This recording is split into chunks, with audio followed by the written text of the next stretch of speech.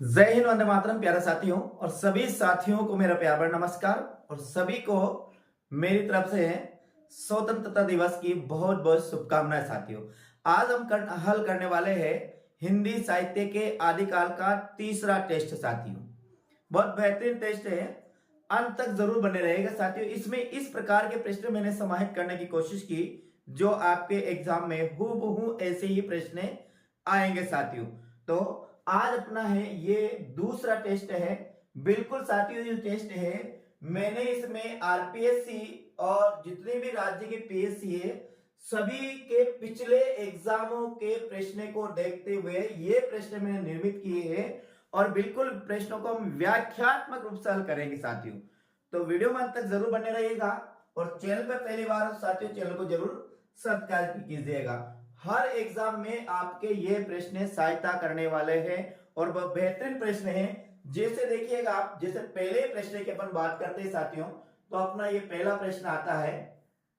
देखिए, पहला प्रश्न है आपको बिल्कुल बेहतरीन प्रश्न है कि निम्न में से किस रचना को छंदों का अजायब घर कहा जाता है। प्रश्न अपने ये आता है साथियों कि निम्न में से किस रचना को छंदों का अजायब घर कहा जाता है। तो यहां पर अपने पास चार ऑप्शन है, चारों ऑप्शनों को देखते हुए आप आंसर दीजिए। साथियों, चार ऑप्शन में देखिए, पहला अपने पास ऑप्शन है वह परमार रासो, दूसरा पृथ्वी रासो, तीसरा बिसलदेव रासो, चौथा है साथियों विजयपाल रासो।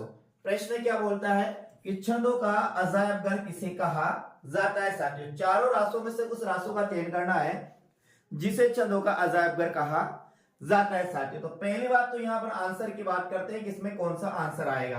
देखिए साथियों, यहाँ पर जो आंसर आएगा वो आएगा पृथ्वीराज रासो। इसे साथियों छंदों का अजायब घर कहा जाता है। आगे हम इसकी बात करते हैं पृथ्वीराज रासो को, तो इसके रचयिता है कौन साथियों, रचयिता की बात करते हैं तो ये है चंद्रबरदाई। कौन है, चंद्र बरदाई इसके रचयिता है। इसके कथा नायक की बात करते हैं कि इसका कथा नायक कौन है साथियों, तो कथा नायक की बात करते हैं तो पृथ्वीराज तृतीय।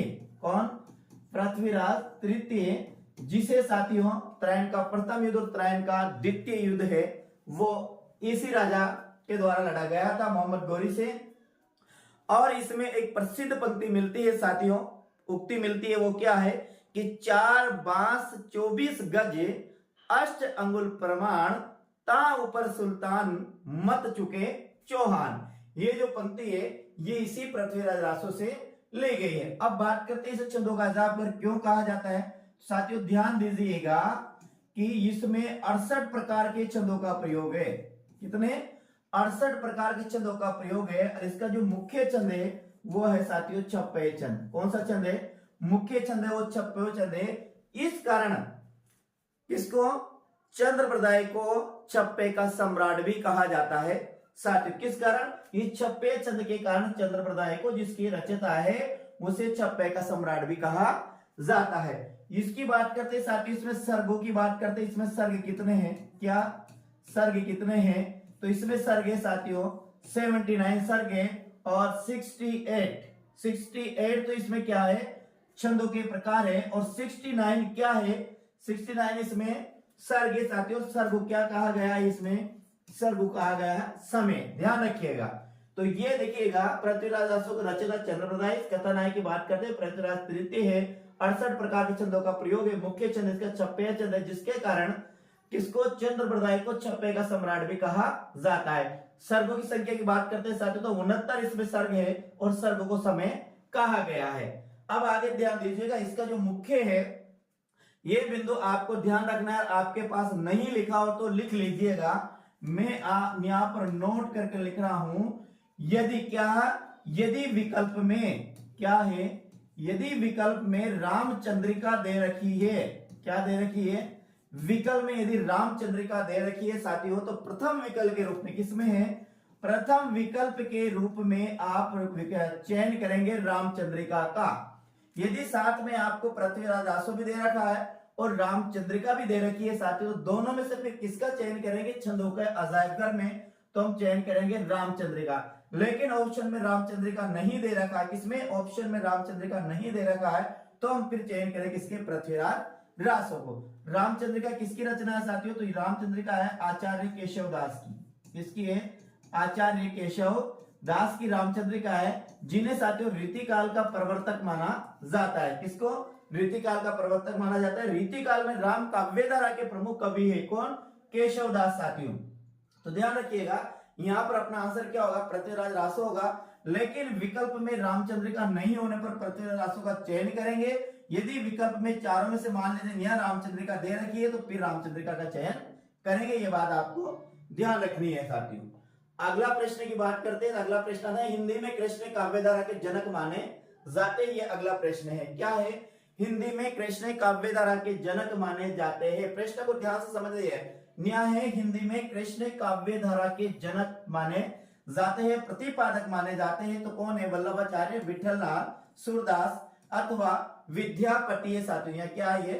विद्यापति। तो यहाँ अपना आंसर क्या होगा कि हिंदी में कृष्ण काव्यधारा के जनक कौन माने जाते हैं? तो साथियों अपना आंसर होगा विद्यापति हिंदी में कृष्ण काव्यधारा के जनक माने जाते हैं। इसे हम पढ़ते हैं साथियों भक्ति काल में। भक्ति काल में विद्यापति को कहां पर पढ़ते हैं? कृष्ण काव्यधारा के अंतर्गत पढ़ते हैं। और कृष्ण काव्यधारा के अंतर्गत जो हिंदी में कृष्ण काव्यधारा जो जनक माने जाते हैं साथियों, वे माने जाते हैं विद्यापति। अपना आंसर क्या होगा? डी अपना यहाँ पर सही आंसर होगा। अगले प्रश्न की बात करते हैं। तीसरा प्रश्न आता है, निम्न में से सुमेलित है, इनमें से कौन सी रचना सुमेलित है साथियों? ये आपको आंसर देना है। पहली रचना की बात करते हैं, यहाँ स्तुलिभद्र रास है, यहाँ पीछे मुनि जीन धर्म सूरी है, रेवंत गिरी रास है, विजय सेन सूरी है, नेमिनाथ रास, सुमति गणी है साथियों, ने गणी आएगा। और चंदन वाला रास है आसगु। तो इसमें से कौन सी रचना सुमेलित है? ये अपन को यहाँ पर इसका आंसर देना है। तो प्रिय साथियों ध्यान रखिएगा, यहाँ पर जो चारों रचना ए, बी और सी, ये चारों रचना क्या है? चारों रचना साथियों यहाँ पर सुमेलित है। यानी कि स्तुलिभद्र रास है, जिसके रचयिता है मुनि जीन धर्म सूरी, मुनि जीन धर्म सूरी। रेवंत गिरी रास है, जिसके रचयिता है विजय सेन सूरी। नेमिनाथ रास है, जिसके रचयिता है सुमति गणी। और चंदन वाला रास है, जिसके रचयिता है साथियों आसगु। कहीं कहीं इसका नाम आसु और गु भी मिलता है साथियों। इस प्रकार से आपको ध्यान रखना है। देखो स्तुलिभद्र रास में दे से धर्म, याद रखें स्तुलिभद्र रास धर्म सूरी, धर्म सूरी का आगे लगा था जीन धर्म सूरी। रेवंत गिरी रास, तो इसको आप याद करें यदि आपको याद नहीं, रेवंत गिरी रास वी, वी से बनेगा विजय सेन सूरी और रे से बनेगा रेवंत गिरी रास बनेगा। आगे बात करते हैं नेमिनाथ रास, तो सुमति गणी, सुमति गणी। नेमिनाथ रासो किसका है? सुमति गणी का है। और चंदन वाला रास किसका है साथियों? आसगु का। आसगु की एक और रचना मिलती है जीव दया रास। क्या मिलती है? जीव दया रास। ये दो रचनाएं, चंदन वाला रास और जीव दया रास, दोनों ही रचना आसगु की है। और चंदन वाला रास की रचना राजस्थान के जालोर नगर में हुई। ध्यान रखना, राजस्थान के जालोर नगर में हुई, जिसमें किसकी? चंपा नगर की। ध्यान रखना साथियों, कौन? चंपा नगर की राजकुमारी है, जिसका नाम है चंदन वाला। तो चंपा नगर की राजकुमारी चंदन वाला के सतीत्व का वर्णन है इसमें। ध्यान रखना, किसमें? चंदन वाला रास में। तो यहाँ अपने चारों ऑप्शन है, ये भी सही सुमेलित है, ये भी सुमेलित है, ये भी सुमेलित है और ये भी सुमेलित है। यानी कि चारों अपने क्या है यहाँ पर? सुमेलित है प्रिय साथियों। आगे हम बात करते हैं, अपना प्रश्न आता है आगे। तो अगला प्रश्न आता है अपना चौथा प्रश्न है।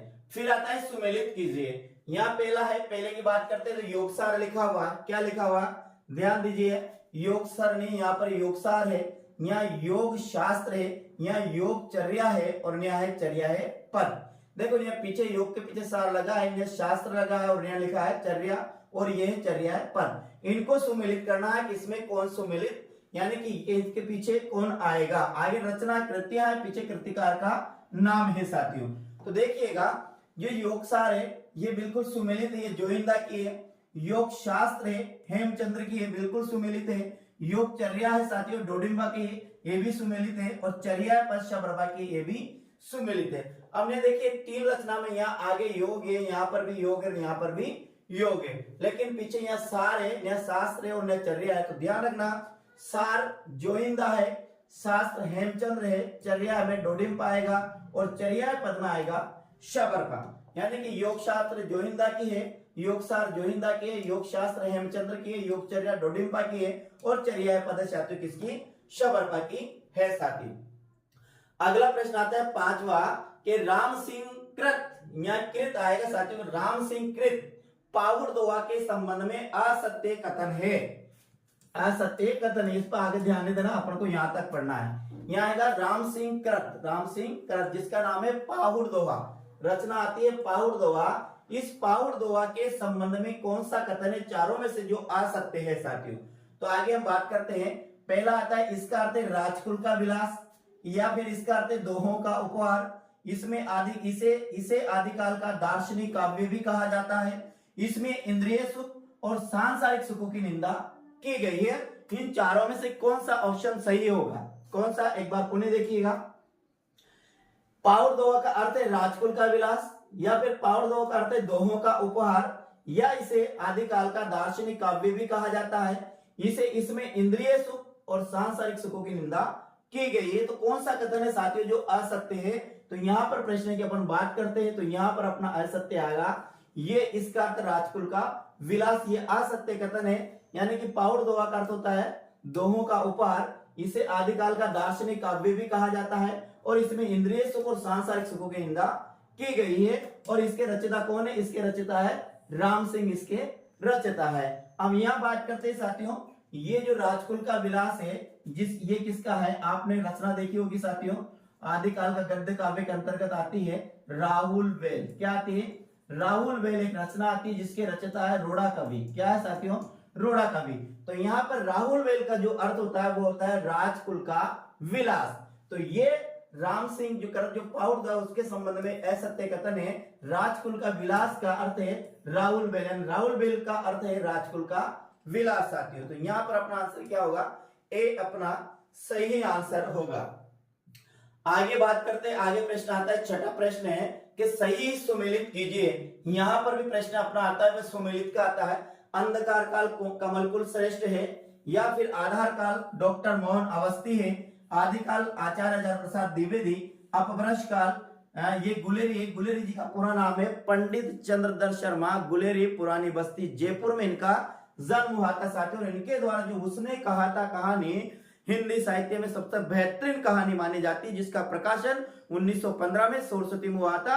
ये द्वितीय विश्व की पृष्ठभूमि और पंजाब, द्वितीय युद्ध की पृष्ठभूमि और पंजाब दोनों की पृष्ठभूमि पर आधारित है, जिसका प्रमुख पात्र है साथियों लैला सिंह, और जिसकी नायिका व सुबेदारनी है। नायक है वो कौन है? लैला सिंह के साथियों। किसका? उसने कहा था कहानी की अपन बात करते हैं। तो यहाँ देखिए आरंभिक काल है, ये मिश्र बंधु, यानी इनमें से अपन को सुमेलित करना है कि ये कौन सा सुमेलित। तो पहली बात तो ध्यान रखिएगा, यहाँ पर ए बी सुमेलित है, बी सी डी और ई सभी सुमेलित है। लेकिन आपको याद करना है आदिकाल को अंधकार काल नाम किसने दिया? तो वो दिया डॉक्टर कमल कुल श्रेष्ठ ने आदिकाल को अंधकार काल नाम दिया।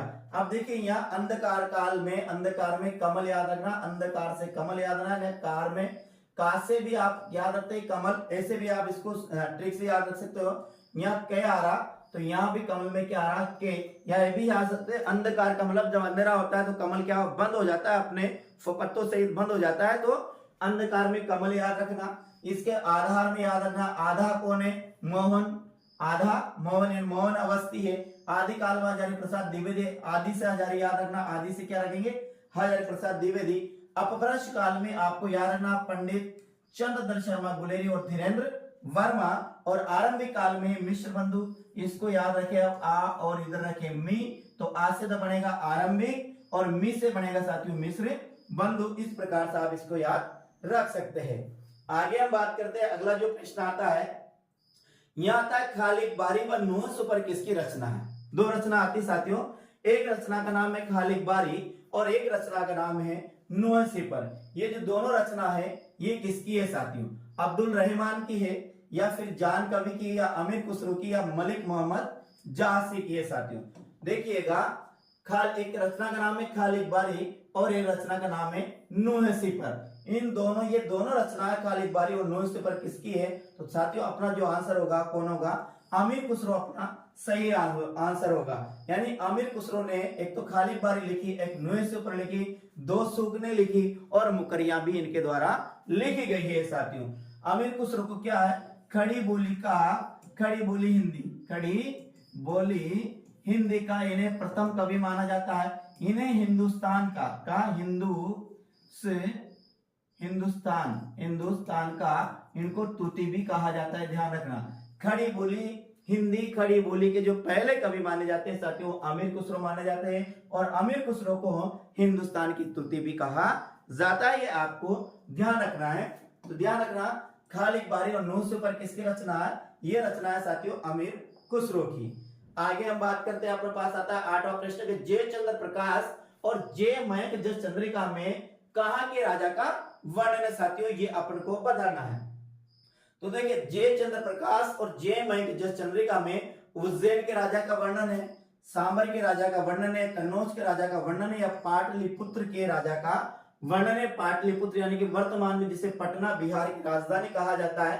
तो यहाँ पर किस राजा का वर्णन है, देखिए पहली बात जय चंद्र प्रकाश और एक जय मयंक जस चंद्रिका। तो ये दोनों में पहली बात तो देखिए दोनों जो रचना है इसमें जय चंद्र का वर्णन है, किसका है, जय चंद्र का वर्णन है, जिसकी पुत्री का नाम है सहयोगिता। क्या है, सहयोगिता। ये वही सहयोगिता है साथियों, क्या है, सहयोगिता। इसकी पुत्री का नाम है सहयोगिता। ये वही सहयोगिता है जिसे पृथ्वीराज तृतीय ने साथियों इसके स्वयंवर से उठाकर इसके साथ विवाह किया था। तो देखिएगा जय चंद्र प्रकाश और जय मयंक जस चंद्रिका में दोनों में कौन से राजा का वर्णन है, जय चंद्र के राजा का वर्णन, जय चंद्र नाम के राजा का वर्णन है। और ये जय चंद्र वही राजा है जिसने मोहम्मद गोरी को भारत पर आक्रमण करने के लिए आमंत्रित किया था साथियों। तो ये जो जय चंद्र है वो कहां का राजा था, देखिएगा उज्जैन का, सांबर का, कन्नौज का अथवा पाटलिपुत्र का। तो ध्यान रखिए साथियों ये राजा था कन्नौज का राजा जयचंद्र। अब देखिए जयचंद्र जो प्रकाश जो रचना लिखी है ये किसके द्वारा लिखी है, ये लिखी है भट्ट केदार के द्वारा। ध्यान रखिएगा एक नाम आता है भट्ट केदार, इस भट्ट केदार के द्वारा साथियों ये जयचंद्र प्रकाश लिखी। तो जय मयंक जस चंद्रिका किसके द्वारा लिखी साथियों, तो जय मयंक जस चंद्रिका लिखी है उस कवि का नाम है मधुकर कवि। क्या है, मधुकर कवि। यानी कि साथियों जो जयचंद्र प्रकाश है जय मयंक जस चंद्रिका वो तो लिखी मधुकर कवि ने, और जय चंद्र प्रकाश लिखी वो भट्ट केदार ने। अब देखो जय मयंक है तो मैं से आप याद रखेंगे, ये मैं से आप रखेंगे मधुकर कवि, जय मयंक मैं से याद रखेंगे मधुकर कवि, क्या रखेंगे, मधुकर कवि। तो भट्ट केदार ने तो लिखा जय चंद्र प्रकाश और मधुकर कवि ने लिखा जय मयंक जस चंद्रिका, दोनों में कन्नौज के राजा जयचंद्र का वर्णन है साथियों। दूसरी बात है ये जो दोनों रचना है जय चंद्र प्रकाश और जय मयंक चंद्रिका दोनों रचना साथियों अप्राप्य है, यानी कि ये अभी तक प्राप्त नहीं हुई है। तो फिर इनका वर्णन कहां से आता है यदि ये अभी तक प्राप्त नहीं हुई है। तो हम बात करते हैं पहले बात तो जय चंद्र प्रकाश और जय मयंक जस चंद्रिका है, इसमें कन्नौज के राजा जय चंद्र का वर्णन है। दोनों अप्राप्य रचना है, लेकिन इसका वर्णन मिलता है साथियों किसमें, दयाल दास कृत राठौड़ारी ख्यात में इन दोनों कृतियों का वर्णन मिलता है। बीकानेर का है शायद जो कवि है दयाल दास, तो दयाल दास ने लिखी राठौड़ारी ख्यात। तो राठौड़ारी ख्यात में दोनों कृतियों का वर्णन मिलता है, जय चंद्र प्रकाश और जय मयंक जस चंद्रिका। साथियों ये आपको ध्यान रखना है। तो यहाँ अपना आंसर क्या होगा, कन्नौज के राजा जयचंद्र में दोनों कृतियों में उनका ही वर्णन है। अगला प्रश्न है डॉक्टर नंगे ने निम्न में से किस रचना को आदिकाल में स्थान नहीं दिया साथियों।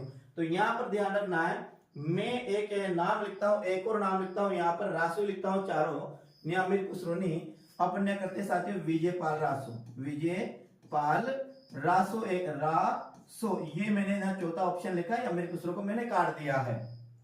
तो देखिए पृथ्वीराज रासो को, बिसल देव रासो को, या अमीर रासो को, या विजय पाल रासो को, इनमें से कौन से रासो को या कौन सी कृति को डॉक्टर नगेंद्र ने आदिकाल के में स्थान नहीं दिया है। यानी आदिकाल में जो साथियों 12 कृतियां आदिकाल में जो ग्रंथ है उन रासों में से, उन ग्रंथों में से इनमें से कौन से रासों को, कौन से ग्रंथ को डॉक्टर नगेंद्र में आदिकाल में स्थान नहीं दिया, नहीं कि वो आदिकाल की रचना नहीं है, जबकि हम उसे आदिकाल में पढ़ते हैं साथियों। तो यहाँ पर अपना आंसर होगा विजयपाल रासो। विजयपाल रासो को किसने, डॉक्टर नगेंद्र ने आदिकाल में स्थान नहीं दिया है साथियों, इस बात का हमें ध्यान रखना है। आगे हम बात करते हैं, अगला प्रश्न है निम्न में से कौन सी कृति लौकिक साहित्य के अंतर्गत नहीं आती है साथियों।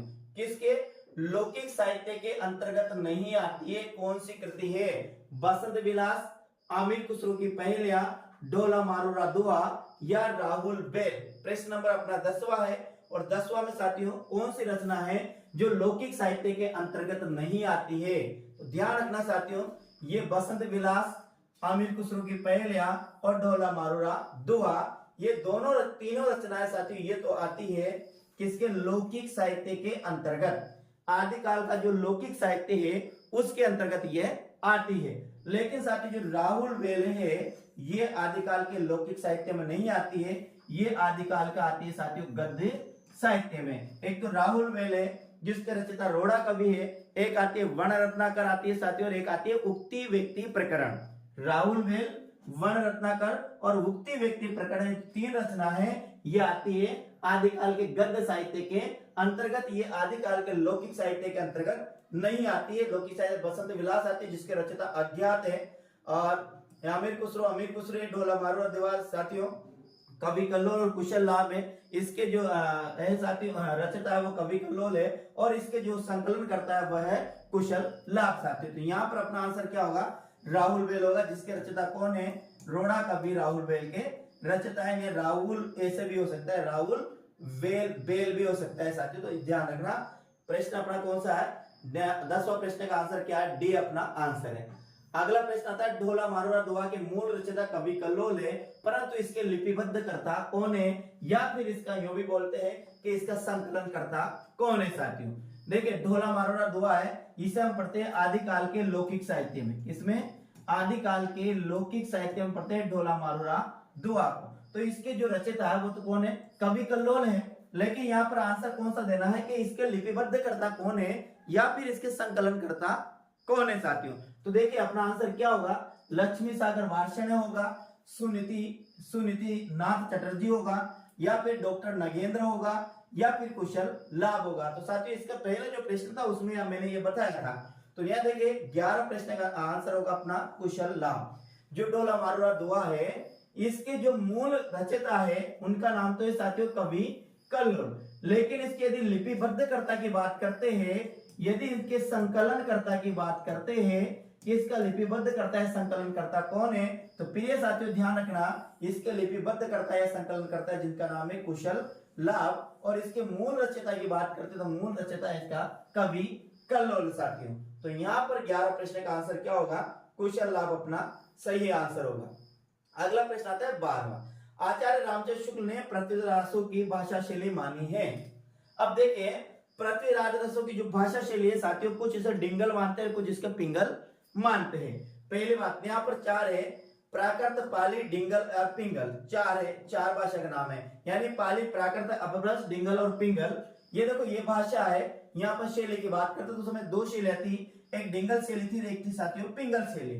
तो पृथ्वीराजों की जो शैली इसके संबंध में भी विवाद है, इसके संबंध में भी क्या है? विवाद है। यानी आदिकाल की वह कृति जिस पर सर्वाधिक विवाद है तो वह पृथ्वीराज रासो ही है साथियों। इसकी प्रमाणिकता को लेकर भी विवाद है। प्रमाणिकता को लेकर जो विद्वत जन है वो 3 भागों में विभाजित है, कुछ इसे प्रमाणिक मानते हैं, कुछ अर्ध प्रमाणिक मानते हैं, कुछ अप्रमाणिक मानते हैं साथियों। लेकिन इसके शैली के संबंध में भी विवाद है। तो यहाँ पर अपन पढ़ रहे आचार्य रामचंद्र शुक्ल ने इसकी शैली कौन सी मानी है? डिंगल मानी है अथवा पिंगल मानी है? तो ध्यान रखिएगा आचार्य रामचंद्र शुक्ल ने जो इसकी शैली मानी है वो पिंगल शैली मानी है। आचार्य रामचंद्र शुक्ल के अनुसार उन्होंने कहा है कि पृथ्वीराजों की जो भाषा शैली है वो डिंगल एवं पिंगल शैली है, न कि डिंगल शैली है साथियों। अब देखिए डिंगल और पिंगल क्या है साथियों? यहाँ लिखता हूं मैं अपभ्रंश, क्या लिखा? अपभ्रंश। यहाँ भी मैंने क्या लिखा? अपभ्रंश। अब यदि अपभ्रंश में साथियों राजस्थानी का मिश्रण कर दिया जाए राजस्थानी भाषा का तो इससे बढ़ती है डिंगल, और अपभ्रंश में यदि ब्रज भाषा का मिश्रण है तो वो बढ़ती है साथियों पिंगल। जो डिंगल है ये वीर रस प्रधान रचना में एक काम ली जाती है डिंगल, और ये कोमल कांत जो रचना की जाती है उसमें पिंगल शैली का प्रयोग किया जाता है। लेकिन आचार्य रामचंद्र शुक्ल ने पृथ्वीराजों की जो भाषा शैली जो शैली मानी है वो क्या मानी है? पिंगल शैली मानी। तो अपना आंसर में क्या होगा? डी अपना सही आंसर होगा प्रिय साथियों। आगे हम बात करते हैं तो अगला कौन सा प्रश्न आता है? अगला प्रश्न हिंदी की सर्वाधिक विवादास्पद रचना मानी जाती है। अभी अपन ने बात किया कि हिंदी में जो सर्वाधिक विवादास्पद रचना मानी जाती है, आदिकाल की जो सर्वाधिक विवादास्पद रचना मानी जाती है, वो कौन मानी जाती है? पृथ्वीराज रासो मानी जाती है, क्योंकि इसकी समय सीमा के संबंध में भी विवाद है। तो साथियों इसकी प्रमाणिकता के संबंध में भी विवाद है। अगला एक और प्रश्न आया था साथियों, 13वां प्रश्न है, वह प्रश्न कौन था? इसके समय में भी संबंध है, समय के संबंध में विवाद है, और हाँ इसकी भाषा शैली के संबंध में भी विवाद है, इसके समय के संबंध में भी विवाद है, इसकी प्रमाणिकता को लेकर भी विवाद है। तो यो आदिकाल के हिंदी की सर्वाधिक विवादास्पद रचना मानी जाती है, तो वह मानी जाती है साथियों पृथ्वीराज रासो। तो अपना 13 प्रश्न का आंसर क्या होगा? पृथ्वीराज रासो होगा। 14 प्रश्न की बात करते हैं तो अपने पास आता है परमार रासो को परमार रासो नाम किसने दिया? ध्यान रखिए, एक रासा आता है परमार रासो जिसके रचयिता है जगनिक। कौन है? जगनिक है, जिसमें महोबा का राजा परमारवती देव का वर्णन है, जिसमें आला और उदल का वर्णन आता है, और इसकी प्रतीक पंक्ति आती है 12 बरस कुकर जीवे 13 जीवे 12 बरस कुकर जीवे 13 जीवे सियार 18 बरस क्षत्रिय जीवे आगे जीवे जो धिक्कार। तो ये प्रसिद्ध पंक्ति आती है परमार रासो से आती है, और परमार रासो का रचयिता है वो कौन है? जगनिक है, और इसमें महोबा के राजा परमारु देव का वर्णन है। तो इससे जो परमार रासो है, तो इस परमार रासो को साथियों जो नाम दिया परमार रासो, वह किनके द्वारा दिया गया? यहाँ पर अपना ये प्रश्न आता है। आचार्य रामचंद्र शुक्ल, आचार्य जल प्रसाद द्विवेदी, आचार्य महावीर प्रसाद द्विवेदी, अथवा बाबू श्याम सुंदर दास। साथियों तो ध्यान रखिए, परमार रासो जो नाम दिया वो दिया साथियों बाबू श्याम सुंदर दास द्वारा, या बाबू श्याम सुंदर शर्मा द्वारा ये नाम दिया गया। साथियों बाबू श्याम सुंदर शर्मा द्वारा यह नाम दिया गया। क्या? जो परमार रासो है, परमार रासो को इन्होंने कहा परमार रासो नाम दिया। साथियों इसे आलाखंड के नाम से भी जाना जाता है, क्योंकि हाँ आले से आलाखंड के नाम से भी जाना जाता है। इस आलाखंड को ही जो परमार रासो नाम दिया वो बाबू श्याम सुंदर शर्मा द्वारा दिया गया नाम है। साथियों आपको ध्यान रखना है। आगे प्रश्न की बात करते हैं, 15वां प्रश्न आता है कि निम्न में से किस रचना में आला और उदल का वर्णन है? अभी देखा अपन ने आला और उदल का वर्णन किस में है? तो आला और उदल का वर्णन मिलता है शिवा भावनी में मिलता है, शिव राजभूषण में मिलता है, या फिर साथियों परमार रासो मिलता है, या वीर सोनगरारी बात में मिलता है। तो आला और उदल ये परमारवर्ती देव के दो प्रसिद्ध योद्धा थे साथियों, प्रसिद्ध वीर सैनिक थे, जो साथियों कहा जाता है कि 18-18, 17-17 साल के ये दो योद्ध लड़के थे। तो उनका जो वर्णन आता है वो आता है परमार रासो में, और परमार रासो का रचयिता कौन है?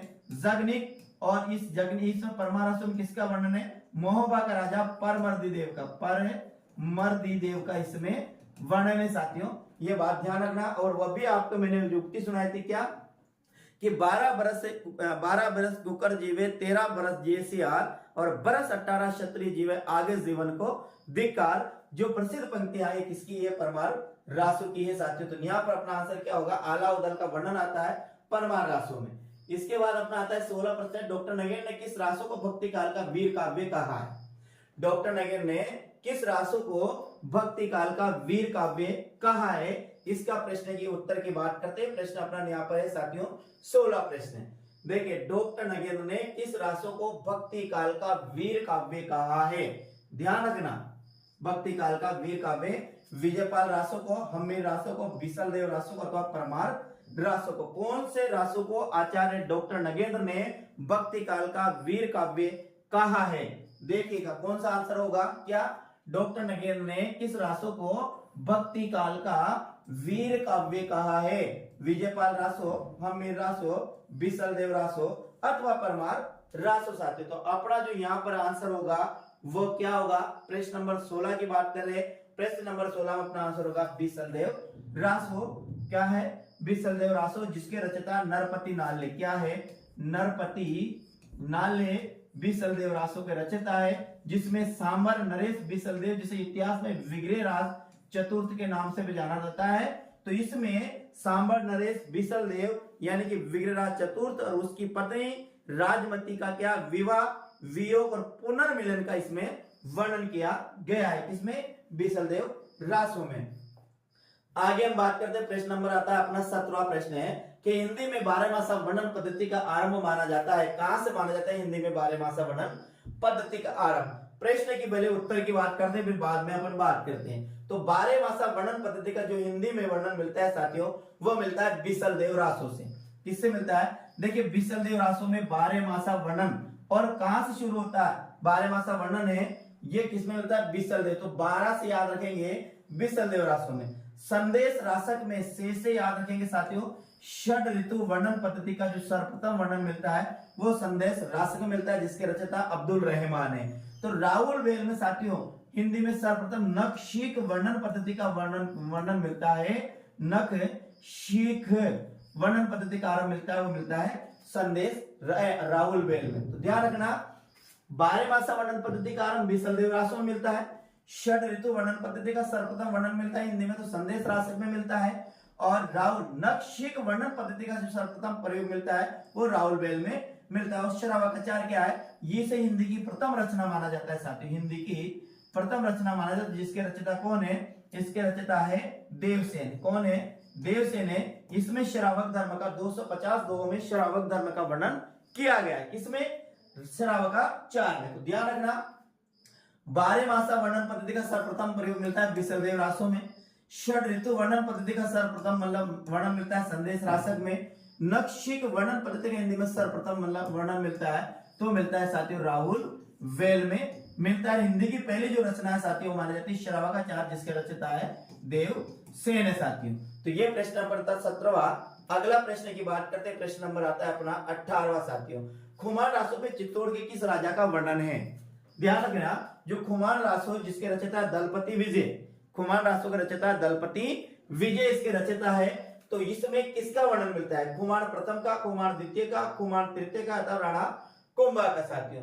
इन 4 राजाओं को नाम दे रखे हैं। ये चित्तौड़ के राजा कुमार का वर्णन है किसमें? खुमान रासो में। ध्यान रखना खुमान रासो में चित्तौड़ के राजा खुमान का वर्णन है, लेकिन ये खुमान कौन सा था? प्रथम था, द्वितीय था, तृतीय था अथवा साथियों महाराणा कुंभा? ये तो ऑप्शन हो ही नहीं सकता है। इसमें खुमान का ही वर्णन है और ये खुमान था, ये चित्तौड़ का राजा था। तो यहाँ पर इसका कौन सा आएगा? प्रथम आएगा, द्वितीय आएगा अथवा तृतीय आएगा। तो ध्यान रखिएगा प्रिय साथियों कि खुमान रासो में चित्तौड़ के राजा खुमान द्वितीय का वर्णन है। किसका वर्णन है? चित्तौड़ के राजा खुमान द्वितीय का इसमें वर्णन है साथियों। यहाँ ध्यान रखना यदि एग्जाम में प्रश्न आता है खुमान रासो में चित्तौड़ के किस राजा का वर्णन है, तो अपना आंसर क्या होगा? खुमान द्वितीय का इसमें वर्णन है साथियों।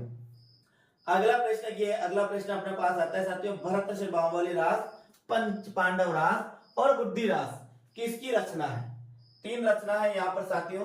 एक है यहाँ पर भरतशर बाहुबली रास, एक रचना है साथियों पंच पांडव रास, और एक आती है बुद्धि रास। तीनों रचना है किसकी है? नेमिनाथ की, आदिनाथ की, पार्श्वनाथ की अथवा शालिभद्र सूर्य की।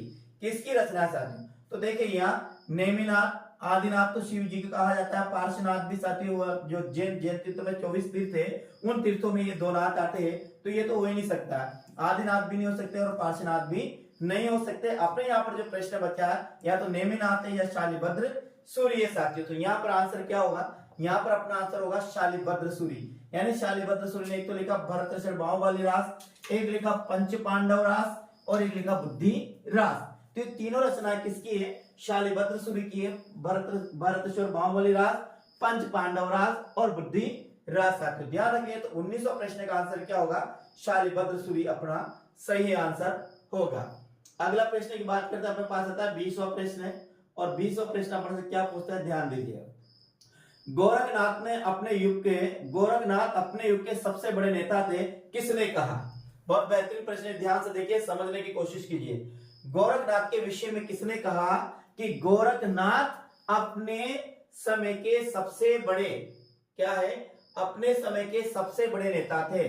गोरखनाथ अपने युग के सबसे बड़े नेता थे, किसने कहा? आचार्य रामचंद्र शुक्ल ने, आचार्य जय प्रसाद द्विवेदी ने, आचार्य महावीर प्रसाद द्विवेदी ने या फिर डॉक्टर रामकुमार वर्मा ने। इन चारों में से यानी 20वां प्रश्न का आपको आंसर देना है साथियों। तो इसका 20वां प्रश्न का सही आंसर क्या होगा? सही बताना साथियों कि किसने कहा। ध्यान रखिए साथियों, यहाँ पर जो प्रश्न आएगा कि गोरखनाथ अपने युग के सबसे बड़े नेता थे, तो इस प्रश्न का आंसर क्या होगा? आप मुझे बताइएगा इसका 20वां प्रश्न का आंसर साथियों। तो यह 20वां प्रश्न का आंसर आएगा हजारी प्रसाद द्विवेदी। क्या आएगा? आचार्य हजारी प्रसाद द्विवेदी ने गोरखनाथ के विषय में कहा है कि वह अपने युग के सबसे बड़े नेता थे साथियों। कौन? गोरखनाथ। तो ध्यान रखें ये जो प्रसिद्ध उक्ति है ये किनके गोरखनाथ के विषय में कही, लेकिन कही किसने? ये कही आचार्य हजारी प्रसाद द्विवेदी ने साथियों। ये ध्यान रखना कि गोरखनाथ अपने युग के सबसे बड़े नेता थे। किसने कहा? आचार्य हजारी प्रसाद द्विवेदी ने कहा साथियों, ध्यान रखना है। अगला प्रश्न आता है अपना 20वां प्रश्न है कि गोरख जगायो जोग और भक्ति बगायो भोग। क्या है साथियों?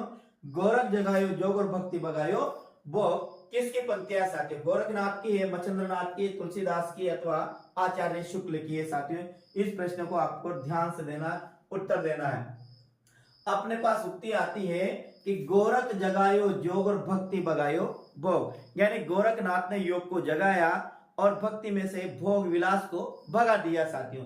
तो ये जो पंक्ति है ये गोरखनाथ के विषय में किसने कही? तो गोरख जगायो जोग और भक्ति बगायो भोग ये किसने कही? गोरखनाथ ने कही या फिर मच्छिंद्रनाथ ने कही या फिर तुलसीदास ने कही, आचार्य शुक्ल ने कही। ध्यान रखिए गोरखनाथ के गुरु का नाम है मच्छिंद्रनाथ। क्या है? मच्छिंद्रनाथ। और गोरखनाथ ने कहा कि जाग मच्छिंद्र गोरख आया। ये तो स्वयं गोरखनाथ ने कहा कि जाग मच्छिंद्र गोरख आया। लेकिन यहाँ पर प्रश्न है कि गोरख जगायो जोग और भक्ति बगायो भोग ये किसकी है साथियों? ध्यान रखना ये पंक्ति है तुलसीदास। किसकी है? ये है तुलसीदास की। कौन? कि गोरख जगायो जोग और भक्ति बगायो भोग ये किसने कहा? ये गोरखनाथ के विषय में कहा है तुलसीदास जी ने ये कहा साथियों। यहाँ आंसर कौन सा होगा? सी अपना सही आंसर होगा। आगे बात करते हैं प्रश्न नंबर 22वां है किसकी भाषा को संध्या या सांध्य भाषा कहा जाता है? ध्यान रखना किसकी भाषा को? सिद्धों की, नाथों की, जैन की या वैष्णव? ये चार ऑप्शन है। चारों ऑप्शन में से किनकी भाषा को? सिद्धों की भाषा को अथवा जैनों की भाषा को अथवा नाथों की भाषा को अथवा वैष्णव की भाषा को। यहाँ पर देखो सिद्ध साहित्य में अपन जो पढ़ते आदिकाल में वैष्णव तो आएंगे नहीं, अपने आप तो सिद्ध है, नाथ है और जैन है।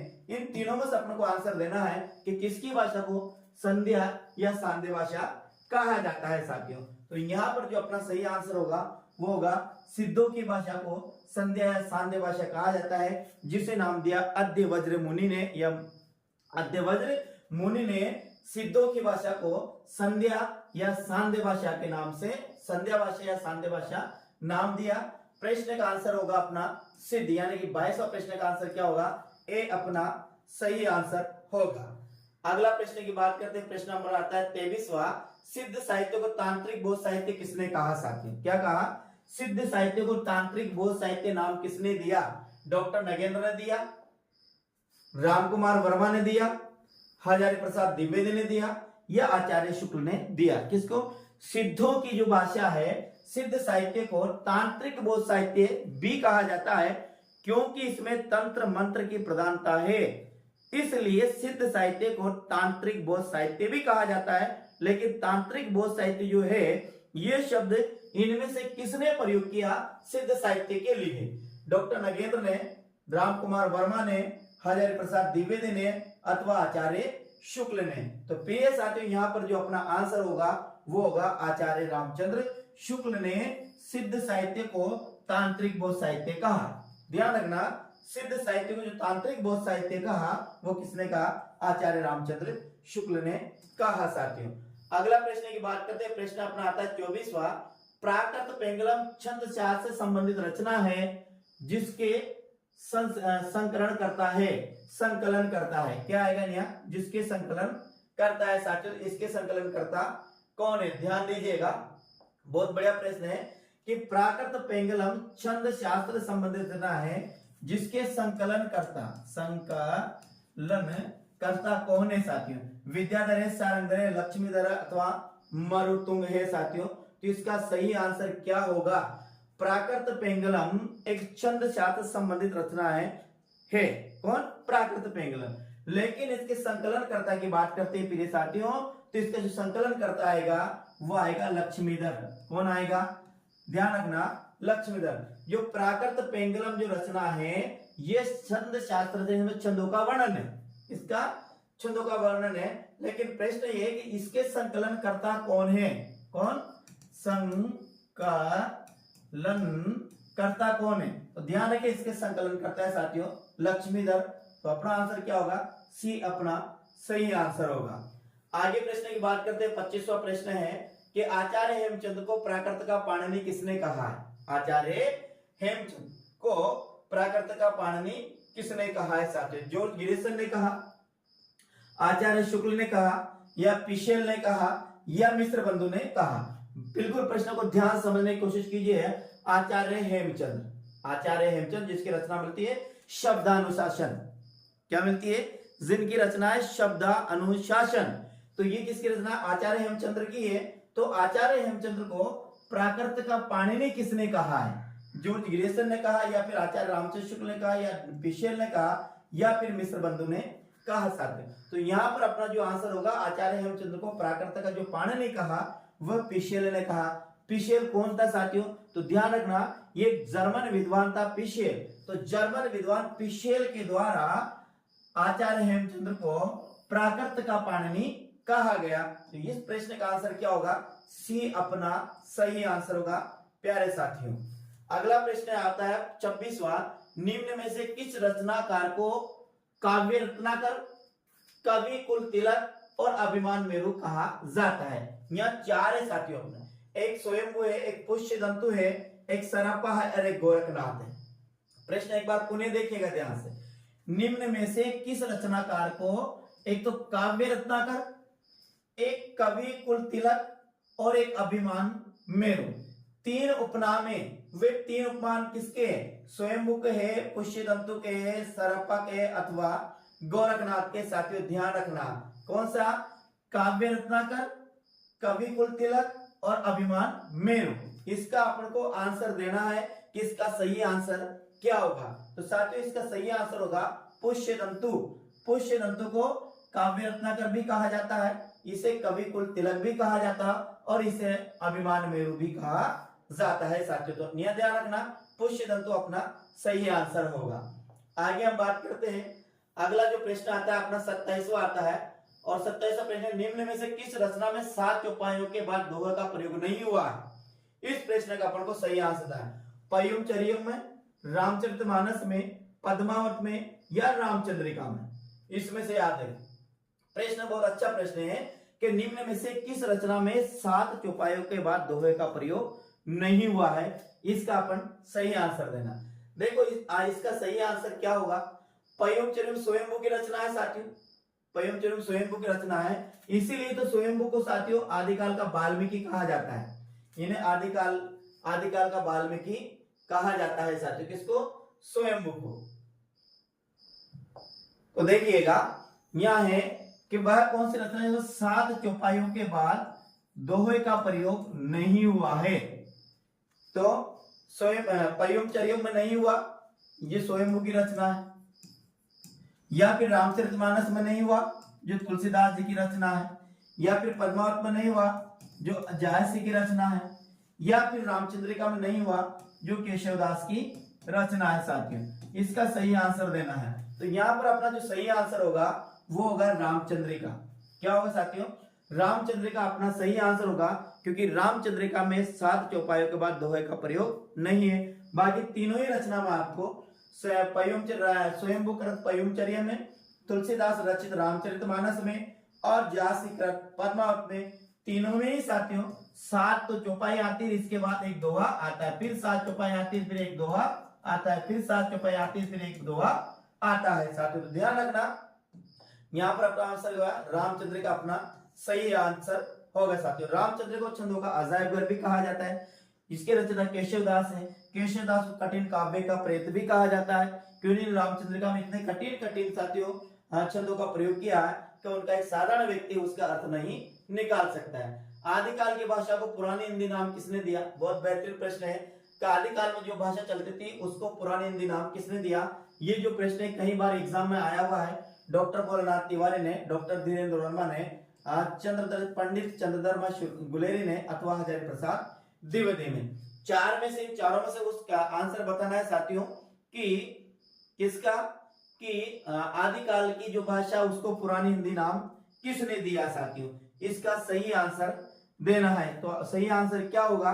देखिएगा साथियों, बताइए क्या होगा, डॉक्टर भोलानाथ, या फिर साथियों डॉक्टर धीरेन्द्र वर्मा, पंडित चंद्र शर्मा गुलेरी, या फिर हजारी प्रसाद द्विवेदी साथियों।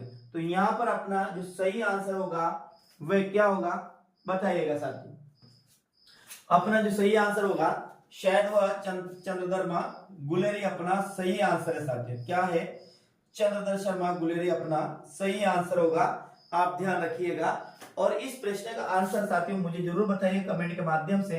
मैं थोड़ा सा ये हो रहा है कि इसमें डॉक्टर धीरेन्द्र वर्मा आएगा या फिर चंद्रधर शर्मा गुलेरी आएगा, थोड़ा सा मैं कंफ्यूज हो रहा हूं कि आदिकाल को पुरानी हिंदी किसने कहा साथियों। इस प्रश्न का आंसर अपन देख लेते हैं, यदि मिलता है तो मैं आपको अभी बताऊंगा।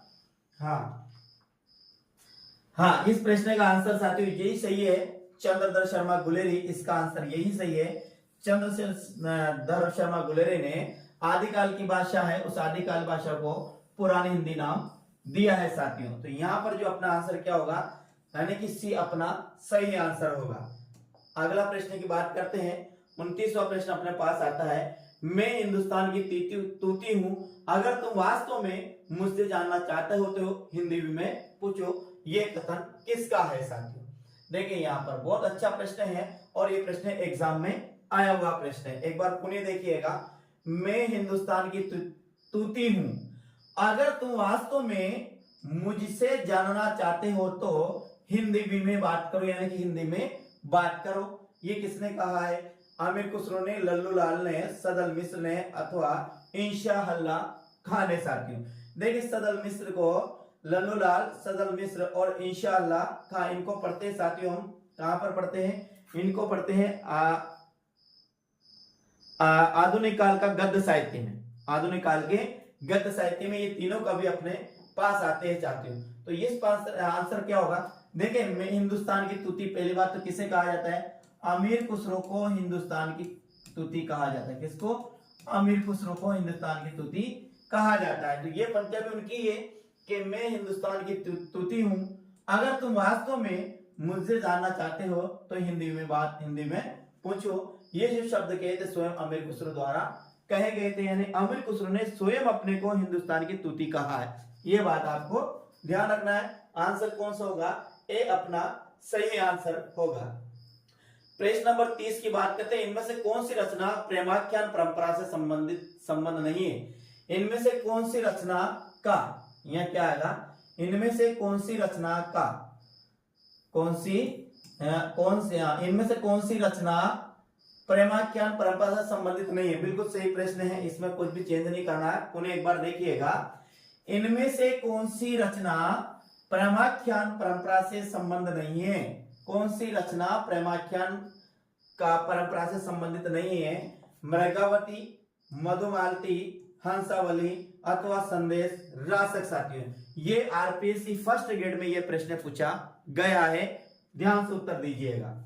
इनमें से कौन सी रचना है जिसको हम प्रेमाख्यान परंपरा में नहीं रख सकते हैं। अपन प्रेमाख्यान परंपरा आती है साथियों, कहां पर आती है, आपको ध्यान हो तो ये आती है भक्ति काल में, भक्ति काल में आती है सूफी प्रेमाख्यान काव्यधारा में, सूफी काव्यधारा में। सूफी काव्यधारा को प्रेमाख्यान काव्यधारा भी कहा जाता है। तो उसमें कौन सी है, मृगावती है, अथवा मृगावती कुतुबन की है, मधुमालती मंजन की है, हंसावली असायत की है, हंसावली असायत की है। तो इन तीनों में से या फिर डी आएगा। यहाँ पर अपन आंसर की बात करते हैं साथियों, तो अपना आएगा संदेश रासक, जो अब्दुल रहमान का संदेश रासक अपना सही आंसर होगा। ये तीनों मृगावती एक साथियों, मृगावती किसकी रचना है, मृगावती शायद मंजन की रचना है, मधुमालती है मंजन की, मृगावती कुतुबन की है साथियों, किसकी है, कुतुबन की रचना है। और इसे आचार्य रामसे शुक्ल ने प्रेमाख्यान परंपरा की पहला रचना माने। मधुमालती साथियों मंजन की रचना है।